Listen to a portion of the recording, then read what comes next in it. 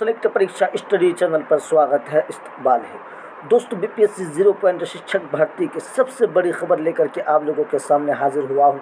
दोस्तों BPSC 0 point री exam का जो होने वाला था, हाई कोर्ट पटना ने उसको स्टे लगा दी गई है, उस पर स्टे लग दी गई है, यानी रोक एग्ज़ाम पर लगा दी गई है। ये एग्ज़ाम अब होने वाली नहीं है।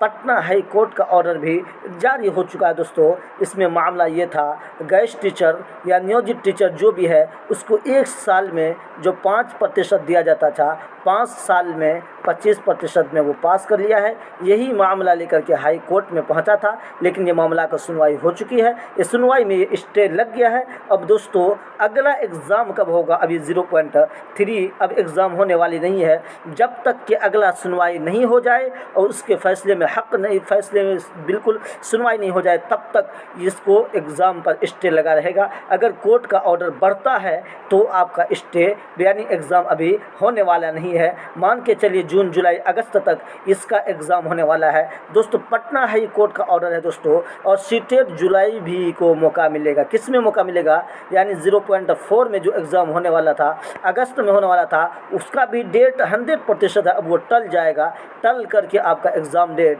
जून जुलाई अगस्त सितंबर अक्टूबर नवंबर तक चले जाएगा। इसलिए सीटेट जुलाई वाली को बहुत ही राहत वाली खबर है कि उसका एग्ज़ाम में यानी ज़रूर बीपीएससी 0.4 में हिस्सा लेगा।